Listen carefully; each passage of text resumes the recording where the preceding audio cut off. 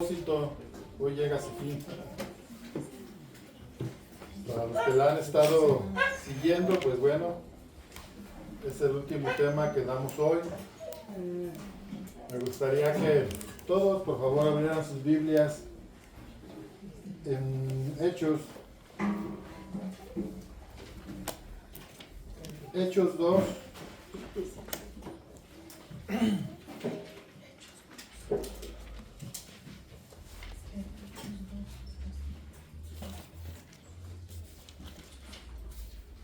Hechos 2:47.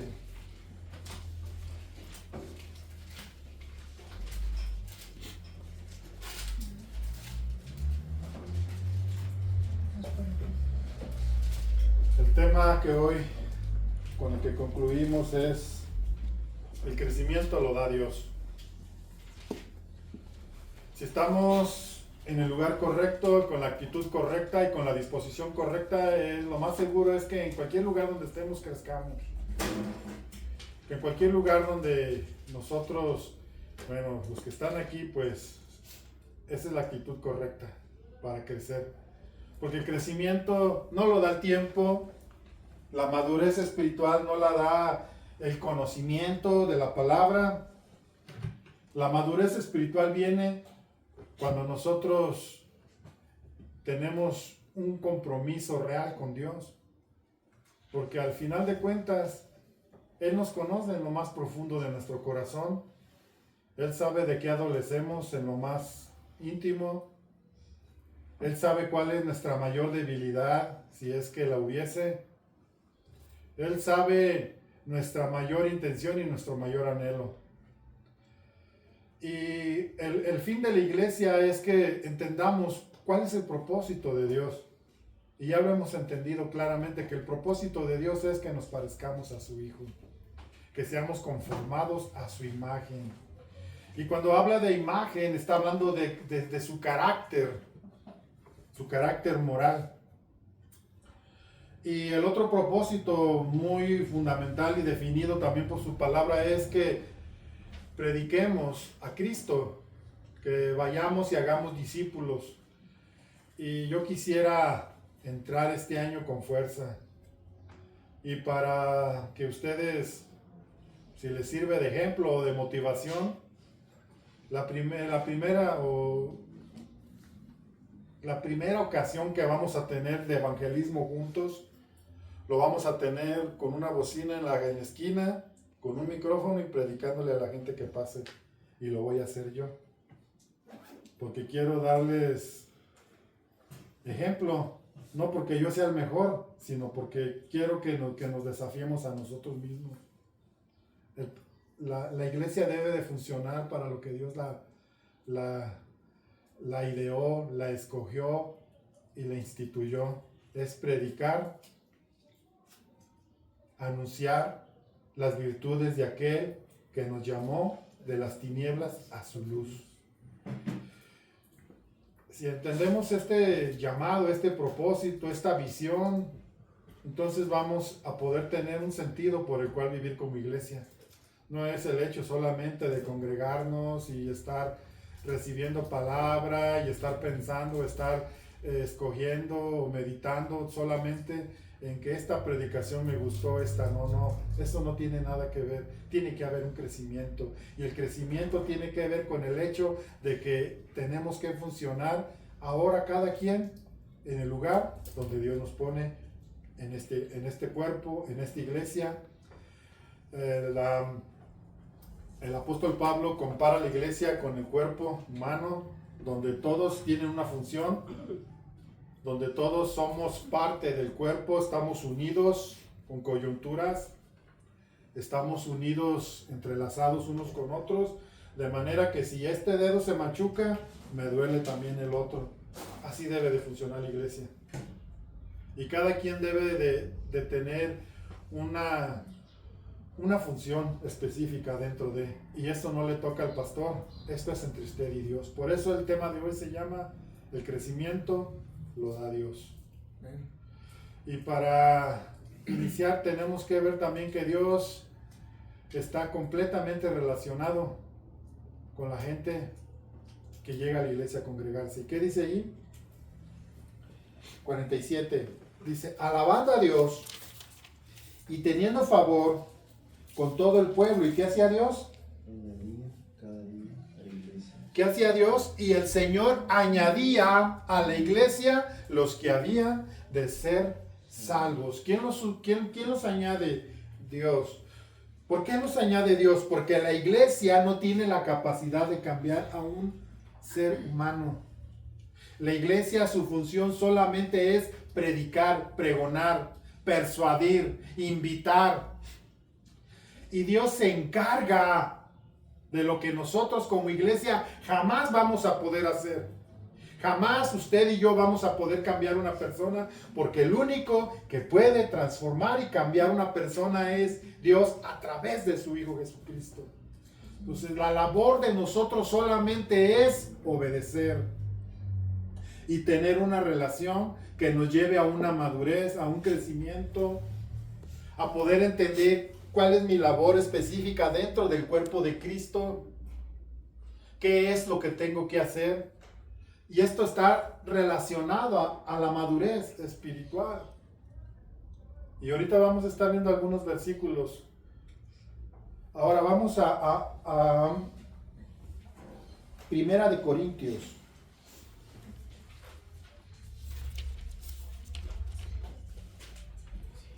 En el capítulo 3.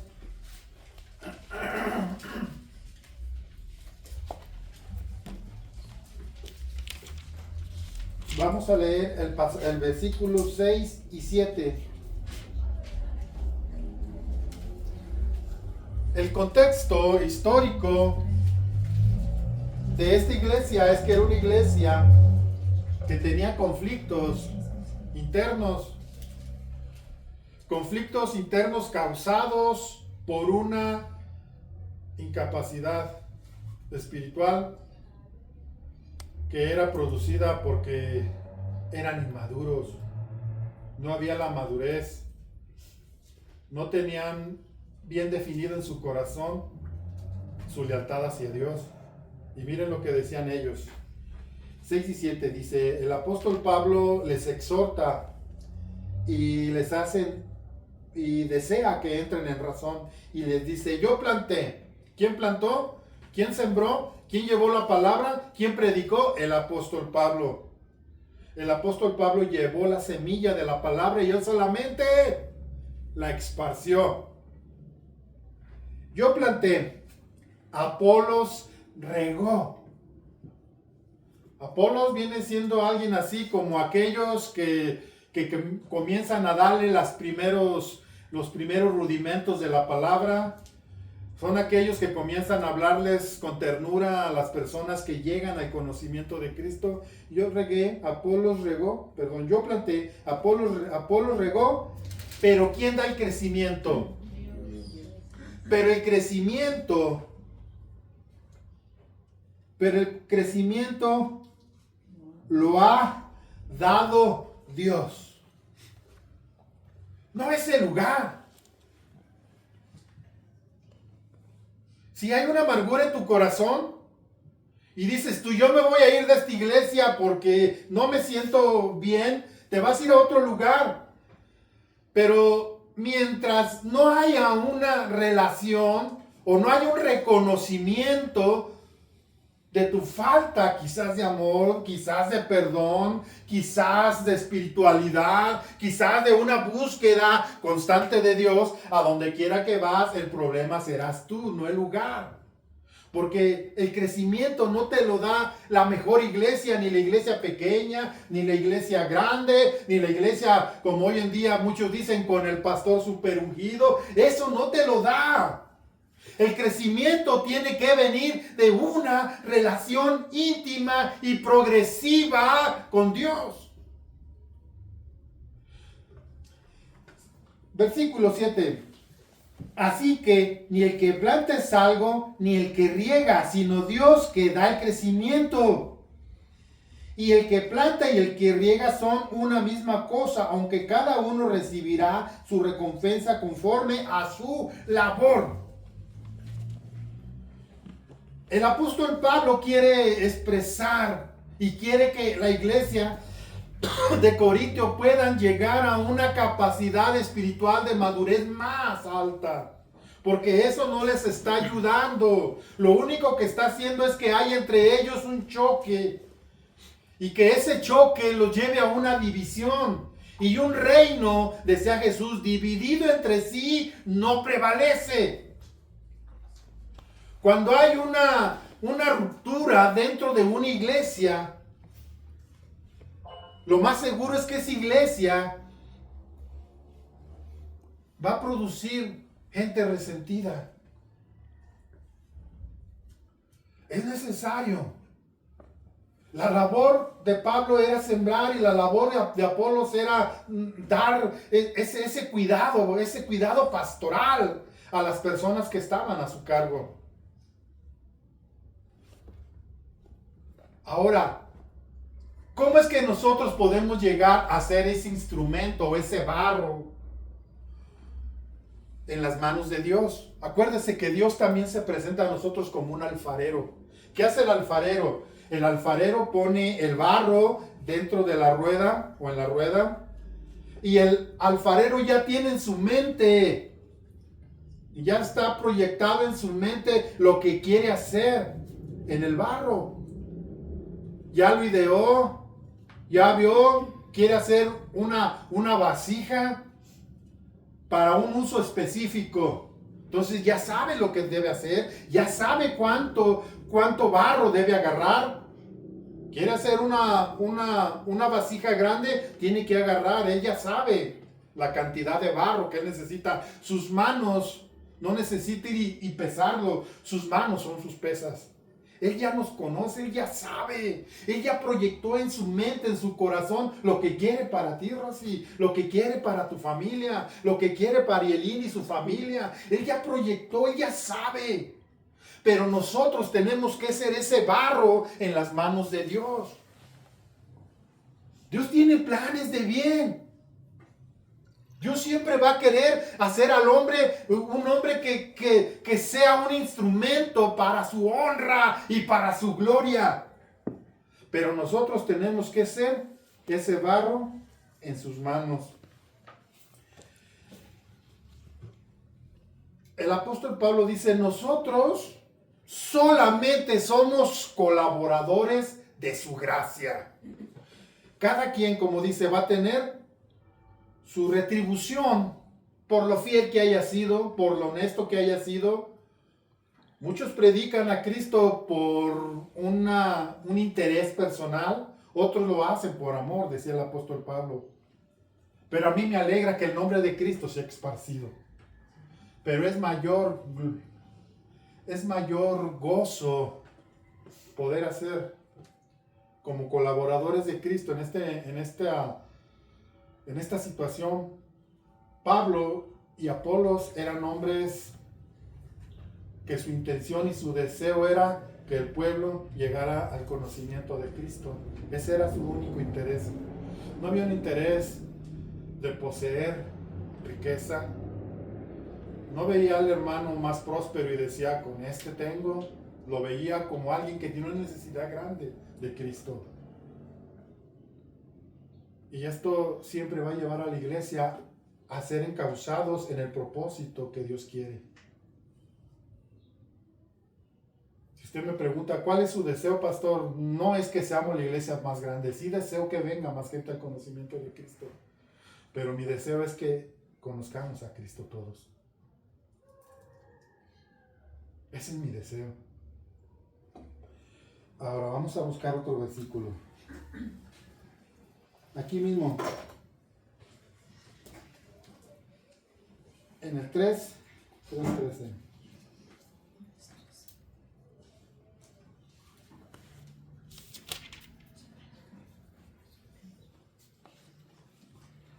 En el 9.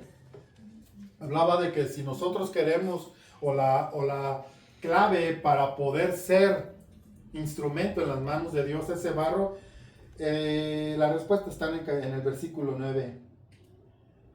Dice así, porque nosotros somos colaboradores. Cuando habla de nosotros, ¿de quién está hablando?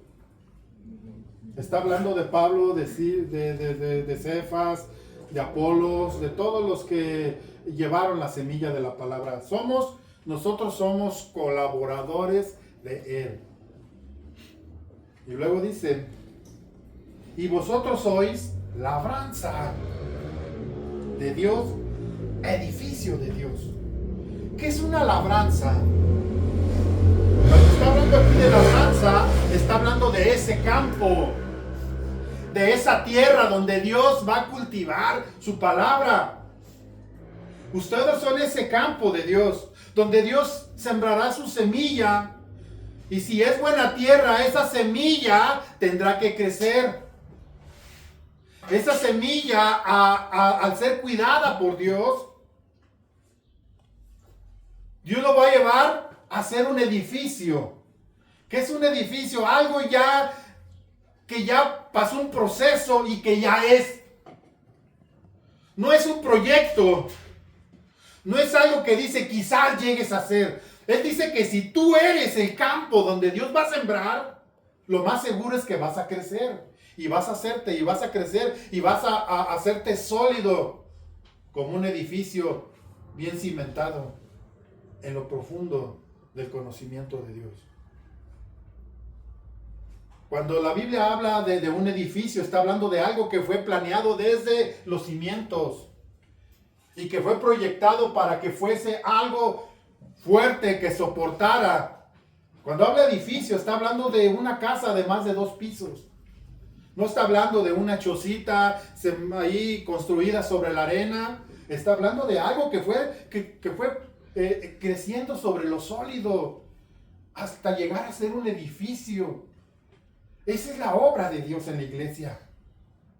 Eso es a lo que tú y yo debemos aspirar. Si nosotros permanecemos en un estatus de confort, me gusta la vida que llevo, solamente voy a la iglesia y me siento y no me comprometo a nada, no es conmigo. O sea, cuando yo hablo de comprometerse, no estoy hablando de que si yo digo algo, ustedes digan, yo me comprometo y lo hago. No, estoy hablando de que se comprometan con Dios, porque si se comprometen con Dios no le va a costar lo que tengamos que hacer como iglesia. No te va a costar, porque vas a entender que tu relación no es solamente para agradar al pastor o al hermano, esconderte del hermano del pastor. Te puedes esconder de mí, te puedes esconder del hermano, pero de Dios no. Dios nos está observando. Dios donde quiere estar. Dios está viendo ahí donde tú estás haciendo lo que hagas, bueno o malo. Ahí está Dios. Y somos llamados a esto. Hay un versículo, me gustaría que lo leyéramos. Está en Hebreos 6, del 1 al 3.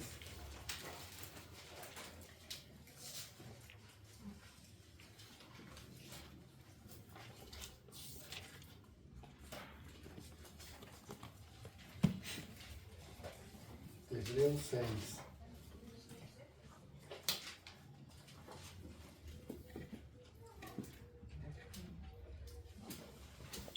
¿Ya lo tienen? Dice, por tanto, dejando ya los rudimentos de la doctrina de Cristo, vamos adelante, ¿a qué? A la perfección. ¿Cuáles son los rudimentos de la doctrina de Cristo? Ahorita lo vamos a ver en los versículos anteriores. No echando otra vez el fundamento del arrepentimiento de obras muertas y de la fe en Dios, de la doctrina del bautismo, de la imposición de las manos, de la resurrección de los muertos y del juicio eterno. Y esto haremos si Dios en verdad lo permite. Está hablando aquí de personas que deben. Todo aquel que viene a Cristo tiene la obligación de tener su relación personal con Él, porque todos los que venimos al conocimiento de Cristo tiene que llegar el momento en que tenemos que ser irreprensibles. Aquí está hablando de que tenemos que crecer espiritualmente. Ahora vamos a leer los versículos anteriores para poder comprender esto. El 11, 5:11 dice, acerca de esto tenemos mucho que decir y difícil de explicar, por cuanto os habéis hecho tardos para oír. No Él les está predicando al pueblo común en general, le está hablando a la iglesia, le está hablando a los judíos que habían creído en Cristo. Esos judíos que habían sido convencidos de seguir el cristianismo.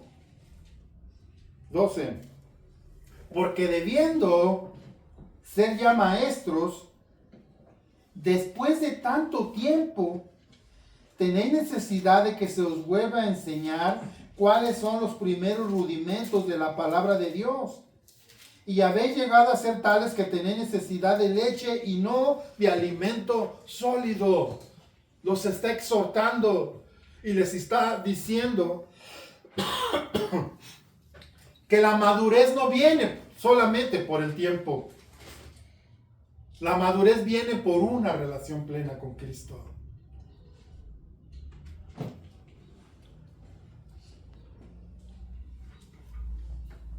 Diez. No, 14. Pero el alimento sólido es para los que han alcanzado madurez, para los que por el uso tienen, gracias hijo, tienen los sentidos ejercitados en el discernimiento del bien y del mal. ¿Para quién es el alimento sólido? ¿Para quién? Para los que han alcanzado madurez. Para los que no necesitan que les diga qué es bueno y qué es malo. Para aquellos que ya saben lo que tienen que hacer.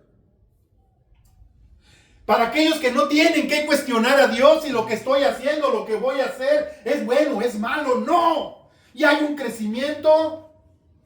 Y hay una madurez. Y la palabra a la madurez le llama espiritualidad. A los hermanos que son espirituales.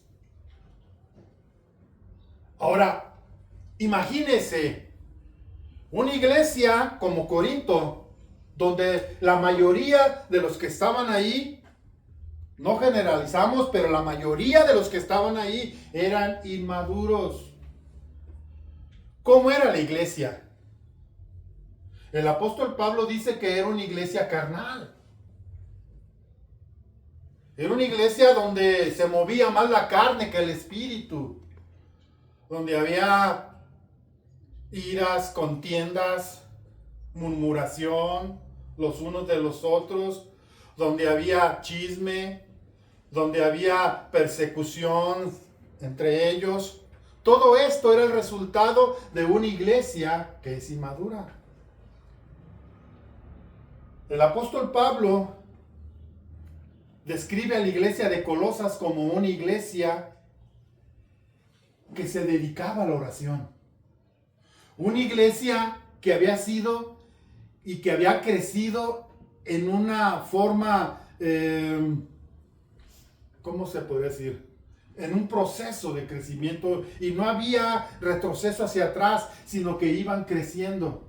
Y les dice, cuando supe de la fe de ustedes, cuando me di cuenta por el testimonio de los demás, de la forma en que ustedes aman a Dios, búsquenlo en el capítulo 1, yo le estoy parafraseando. Dice, no ceso, desde ese día que lo que oí de su fe, no ceso de orar por ustedes. Porque mi deseo es que lleguen al conocimiento pleno de la verdad. Una iglesia que busca a Cristo, lo más seguro es que llegue al conocimiento pleno de la verdad. Y que ya nos hemos llevados por doquier, por todo viento de doctrina. El apóstol Pablo les dice a los filipenses, a los tesalonicenses, que ya no debemos ser llevados por doquier, por todo viento de doctrina. Tenemos que crecer, hermano. Una iglesia fortalecida, una iglesia fuerte, es una iglesia que va a prevalecer. Cuando alguien venga aquí, va a encontrar dónde recargarse. Cuando alguien nuevo venga aquí con una necesidad profunda de Dios, va a encontrar la palabra sabia, el consejo sabio. No necesariamente solo del pastor, sino del hermano que está ahí. Del hermano que está sentado escuchando, porque ha madurado, ha crecido. Y el deseo del hermano es que esta persona sea edificada, crezca, se fortalezca. Por eso dice, ustedes que son espirituales, ¿qué deben hacer? Exhortar a los que son carnales. Pero tú mismo también, dice, tienes que tener cuidado de ti, porque todos estamos expuestos a una caída. Este es el deseo de Dios para su iglesia. No es que sea la iglesia más reconocida a nivel nacional. Yo conocí un pastor de aquí de Morelia y yo lo escuché decir, hermanos, yo me propongo, esta es mi deseo, este es lo que yo quiero, que la iglesia, esta iglesia, sea la iglesia más grande de toda América Latina. Así lo dijo desde el púlpito. Este es mi anhelo, este es el propósito de mi vida, que esta iglesia sea la iglesia más grande de toda América Latina. Era su propósito, era su deseo. Pero ¿cuál es el propósito de Dios? Que crezcamos. No solamente en número, que crezcamos en calidad espiritual. Porque esa es la iglesia que necesita Dios hoy en día. Una iglesia comprometida con Él. Una iglesia que ha madurado. Una iglesia que está siendo fortalecida en Dios. Una iglesia que es espiritual. Una iglesia que sabe cuál es su labor. Eso es lo que quiere Dios. Eso era lo que decía el apóstol Pablo a los efesios, a los gálatas, a la iglesia de Colosa. Les decía, yo oro por ustedes para que sea revelado Cristo a sus corazones. A la iglesia de Galacia les dice, oh Gálatas, por los cuales vuelvo a sentir dolores de parto hasta que Cristo sea formado en vosotros. Este es el deseo, esta es la labor que debe tener el hombre de Dios que está al frente de una congregación. Esa es su labor principal. Orar, vivir, para que todos, sin excepción, podamos llegar al conocimiento pleno de la verdad. Déjenme ver si lo encuentro. Busquen Efesios.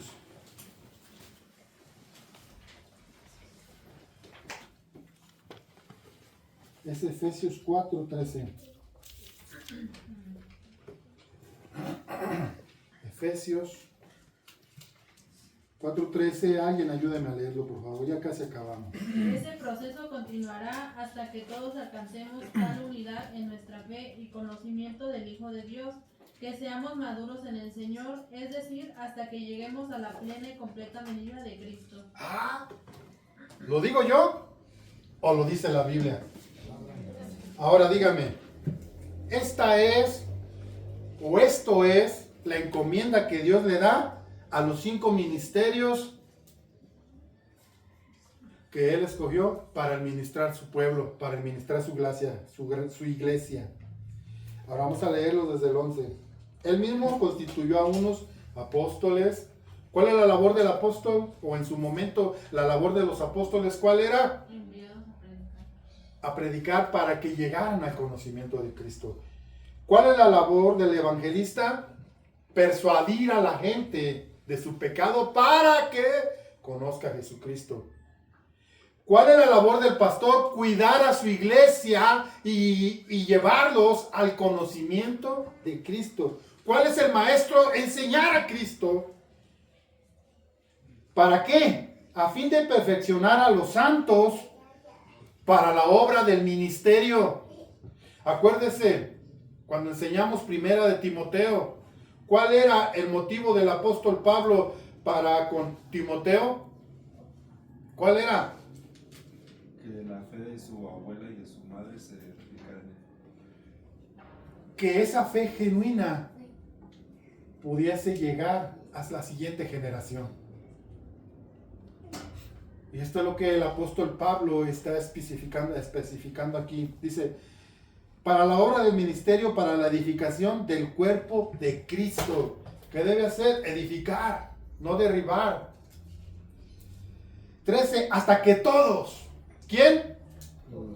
Nada más el pastor. Nada más Jeritas, Mario y Ado. César. No.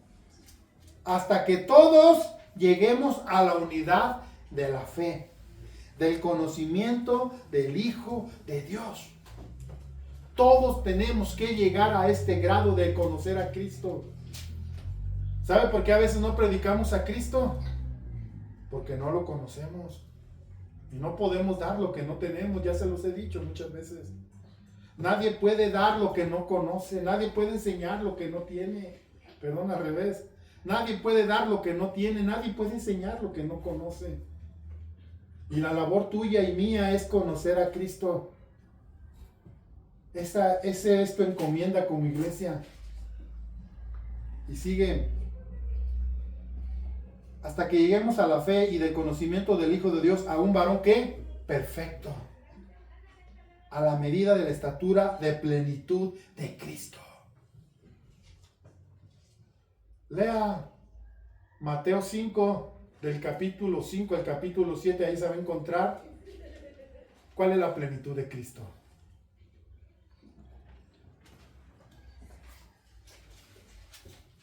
Ahí lo va a encontrar. Y usted tiene que imitar esa doctrina de Cristo para llegar a la plenitud del varón perfecto.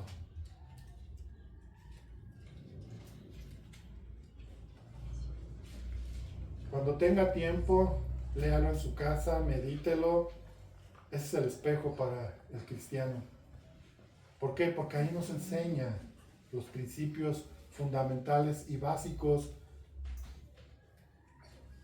de una vida en conducta en Cristo. Es la conducta que debemos tener.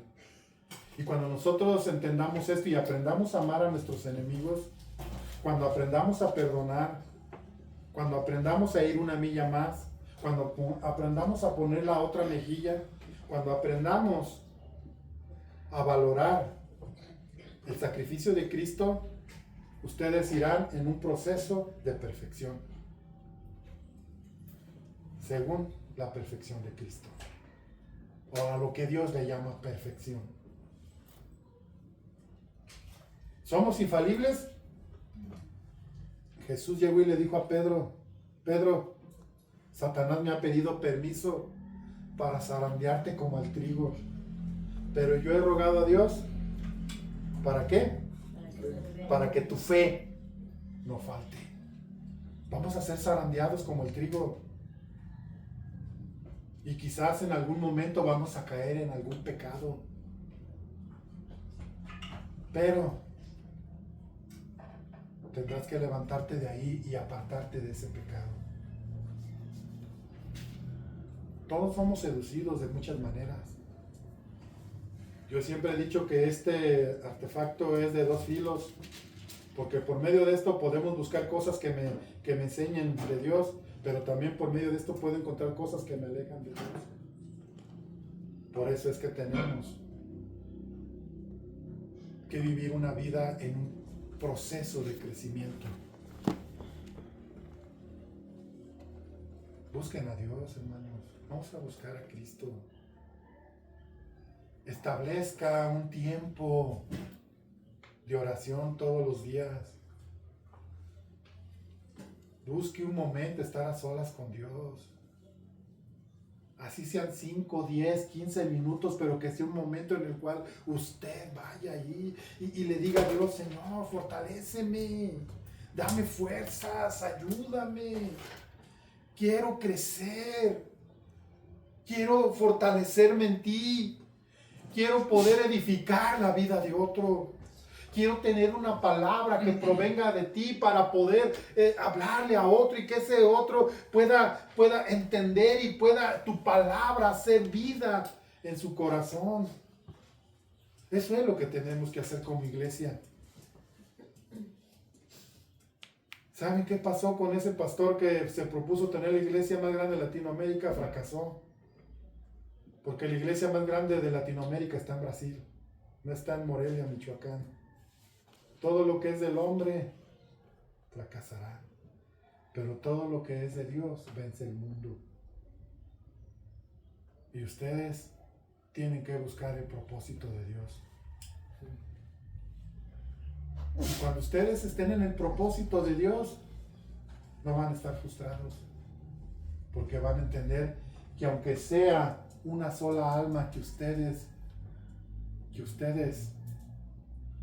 disipulen, con eso ustedes estarán contentos. Y si Dios les da más. Pero por lo pronto, hermanos, a esto somos llamados. El crecimiento no lo da el tiempo. La madurez espiritual no te la da el tiempo, te la da tu relación con Dios. Te la da el ser ese campo, esa labranza de Dios. Ese campo donde Dios ha sembrado su semilla y esa semilla ha empezado a germinar, ha empezado a crecer. Ese pequeño arbolito, yo tengo un pinito que me regalaron, que nos regalaron en un baby hace como 3 meses. Yo lo sembré por ahí y todos los días lo riego. Y estaba chiquito y yo lo medía 40 centímetros cuando lo sembré. Ahorita ya mide 55 centímetros, está creciendo. ¿Y qué cree que siento yo? Siento bonito verlo crecer. Un día se va a robustecer y no va a haber necesidad de que yo le esté echando agua todos los días. Él va a subsistir por sí solo porque sus raíces buscarán el agua, lo húmedo. Así es la vida del cristiano. Mientras somos sembrados, ese arbolito va a ir creciendo, pero va a llegar un día que sus raíces crecerán y llegarán a lo profundo, y esas raíces sustentarán su tronco y será un árbol grande. Así es en la vida en Cristo. Ese es el campo que Dios quiere, donde Él pueda sembrar un arbolito chiquito y ese arbolito pueda hacerse grande y fuerte en su momento. Este era el fin de este tema, hermanos. Invitarlos a imitar a Cristo, a buscar a Cristo, a ser como Cristo, a anhelar ser como Cristo y poder crecer todos.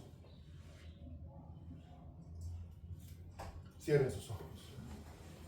Si alguien